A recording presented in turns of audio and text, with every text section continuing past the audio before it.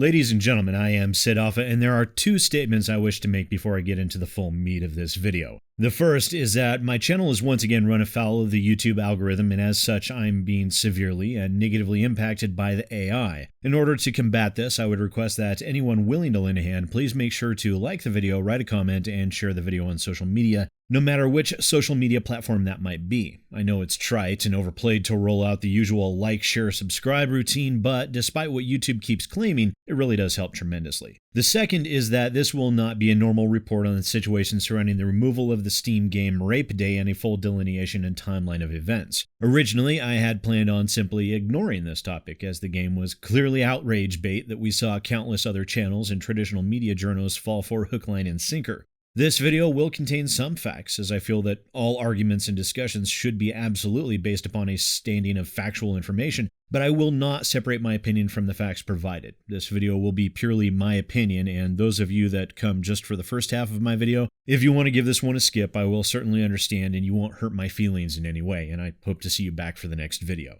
That said, I've been frustrated by the outcries of people demanding the game be removed based solely upon its subject matter and for no other reason. I'm reminded of the game Hatred from a few years ago. That game is centered upon the concept of a serial killer out to slaughter as many people as necessary, and after all of the outrage, after all of the needless hand-wringing, what did we end up with Hatred when that game was first released? A generic top-down twin-stick shooter that was ultimately completely inoffensive. And once it was released, suddenly all of the outrage disappeared and died off. We were left with a bland and mediocre game at best, and a leftover controversy surrounding what game content should or should not be allowed as a result. Now, Valve has wrestled with this issue in the past, with the game Active Shooter, which was ultimately removed from Steam. That game was removed because it was found to be trolling and also was monetarily involved with Berdiev, a former asset flipper who has been featured on my channel numerous times over the years. Berdiev was given the boot from Steam after I'd released information collected by myself and Sentinels of the Store that showcased his bad behavior, asset flips, and numerous sock puppet accounts. As a result of what surrounded that game, Valve released a lengthy blog post in which they stated that any and all games would be allowed on Steam unless they were found to be trolling or were in violation of the law. As a result of that stance, I fully expected Valve to file Rape Day under a troll, as it was very obviously an outrage bait game, and for them to nuke it from orbit based solely upon that. However, that didn't happen. Valve did release a statement as to the game's removal, which I'll go ahead and throw up on your screen for you now, that essentially boils down to the simple idea that the game would be more trouble than it's worth. Or essentially, the game was removed because of the outcry surrounding the game being deemed offensive. And I would like to showcase a few of the usual suspects so people can gain my full meaning in that regard. First, we have Rami Ismail, who's been a very outspoken, authoritarian, left-leaning individual on social media who is himself a game developer. His hyperbolic statement claims that the game glorifies, promotes, and normalizes sexual harassment and abuse. Then, of course, there's Zoe Quinn, who need no further introduction, who states that Valve is afraid to take too much of a stand on rape, and that's why nothing is getting better. And then we have Brendan Sinclair of GamesIndustry.biz, who is upset that Valve didn't apologize to everyone for nearly allowing the game on the Steam storefront. Now, I can understand to a certain extent these people's anger over a game that employs some very troubling subject matter, and it does so purely to get a rise out of such individuals, which it very clearly worked. However, to my mind, it is irrelevant to the subject matter. What they were doing was in fact legal. I could very easily compare this situation to many others in various entertainment mediums that also contained depictions of rape that did not gather even 1/10 the outrage that this tiny troll game got, but ultimately that wouldn't even matter. You see, what it boils down to is what someone deems to be offensive, just as it did with Active Shooter, with anime visual novels on Steam, and with many other games in the past. People kick and scream and carry on in as loud a fashion as possible because, in their opinion, it is morally abhorrent. But their opinions are not the only opinions. There are others out there that very much consider this to be a matter of freedom of speech or freedom of expression. Now, I will state this as simply as I can, even though I'm sure this will cost me subscribers yet again. I have always and will always continue to be honest and speak my mind. It is important to me that I remain honest to myself and honest to all of you, regardless of how delicate or how problematic the subject matter is that I discuss on my channel. Sauce for the goose is not sauce for the gander. These people that wish to ban a video game based purely on the concept that the subject matter being offensive in nature are wrong.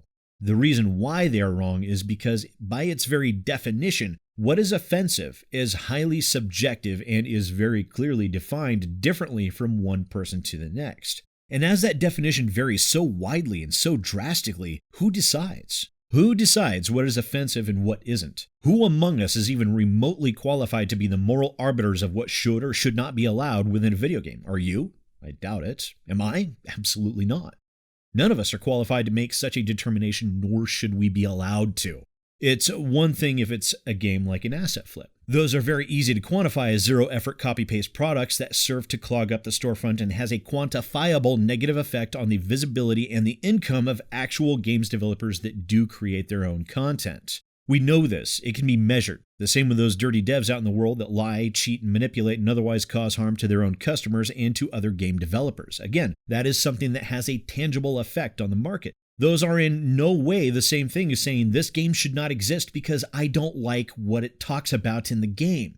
The existence of content within video games that can be considered morally objectionable should in no way be the causal factor to ban a video game from existing. I find it disconcerting that so many people have been calling for the game's removal based solely on that reason. The mere fact that so many people wish the game's destruction based purely on that reason I find to be both appalling and terrifying because of what an action at its very core represents. Do I support the game? No, not at all. Absolutely not. I do find the subject matter to be as vile and repugnant as those that clamor for its removal. But does that mean I think it should have been removed?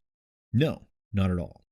It is these moments that define each and every one of us as a person. It shows us our own character and our moral fiber. Now, as I stated on Twitter earlier today, are we so fragile that we cannot tolerate the existence of something that offends our subjective sensibilities? I would certainly hope we aren't, but then again, I am but one voice. Ultimately, it will not be up to me. And then a scant few minutes after I had posted that on Twitter, Valve removed the game from the Steam storefront. Many will cheer them for this action, others will not. I will not be one of the ones cheering. Naturally, Valve is and should be free to determine who they decide to do business with or who they decide to allow to sell content on their store. It is their business at the end of the day, and I will support their right to make those determinations for themselves as much as I would a convenience store with a sign that states no shirt, no shoes, no service. But I cannot support those that clamor for a game's removal based purely upon a subjective opinion. It is not up to us to make the determination that a game should or should not exist based solely upon what we deem to be offensive subject matter. It is no different than a book or a movie that depicts rape scenes or even a certain HBO television series. But books, movies, and television series do exist with such troubling subject matter. I will not defend this game or any other form of media that contains that sort of troubling depiction, nor will I champion their existence, not in the way most would think. I instead choose not to consume that content. Because unlike those who gnashed their teeth and stamped their feet in rage over the game's mere existence, I will not be one of those that imposes my beliefs over what I deem to be morally objectionable or not onto other people. We're all free to make our own determinations.